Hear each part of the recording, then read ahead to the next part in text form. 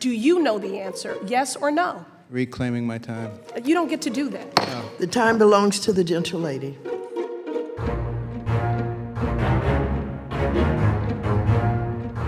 Secretary Carson and I have waited a long time for this moment, but the residents of my district, the 7th Congressional in Massachusetts, have been waiting far longer for your agency to do its job. Mr. Secretary, your pioneering work in pediatric neurology is historic, and it is something to be commended. And so it pains me that your gifted hands and mind are doing the bidding and carrying the water of what I believe to be one of the most morally bankrupt presidents in our nation's history.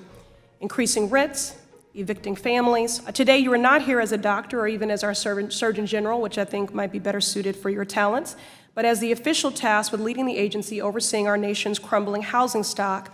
And for that, I do believe you are unqualified. But again, given your medical background, perhaps you could weigh in on the health consequences of failing to invest in safe housing. Mr. Secretary, since I am short on time here, yes or no, is stable and safe housing a social determinant of health? Sounds like you have not been here and heard most of my testimony. Please just answer the question, reclaiming my time. Yes or no, is stable and safe housing a social determinant of health? There is no question that housing is an important part of health. Yes or no? No question that it's a part of health. Yes or no?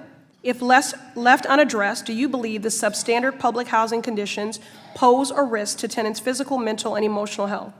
If left unaddressed?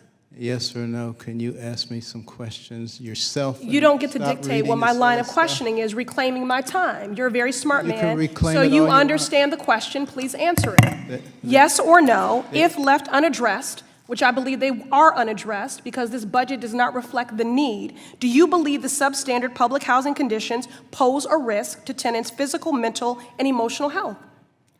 You already know the answer to that. Yes or no?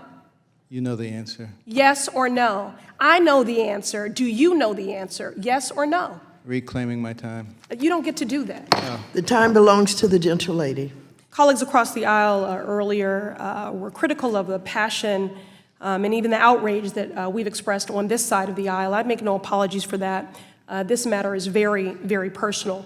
Let me be clear, housing is a fundamental human right, and the displacement of families should be regarded as the public health crisis that it is. The evidence is clear that if we do not invest the necessary funds today, we will pay the price in people's health tomorrow. And what is this administration's response? Cuts. Cuts to crucial funding like the Public Housing Operating Fund and the Family Self-Sufficiency Program, Section 202 housing for elderly and Section 811, housing for persons with disabilities, and even the complete elimination of the Public Housing Capital Fund. These policies are devoid of empathy and humanity, and you've been talking in the abstract, but I want to get specific. There's a Miss Northcross, a mother and a grandmother living in Brighton in my district. She's raised her children and now cares for her grandchildren in property with thick mold on the walls. Her son was recently hospitalized, look at the pictures here, because of bone tumors in his arm and leg. He needs surgery to save and improve his quality of life, but he won't get it because the family must have a sanitary, stable housing condition first. Their actual home literally poses a risk of post-op injury and infection. Her question to you is, what do they become? When you raise children in these conditions, what can they become? So yes or no? Do Ms. Norcross and her family deserve to live in these conditions because they are poor? If you've listened to any... Yes or no, do they I have deserve to live in say, these conditions because they are poor? You know very well... Would you let your grandmother live in public housing? You know very well... Would you let your my grandmother view live in on public this. housing, yes or no? You know very well... Under your watch and at your helm, would you allow your grandmother to live in public housing under these conditions? It would be very nice if you would stop acting. You've stated that The gentleman from Florida, Mr. Lawson, is recognized for 5 minutes.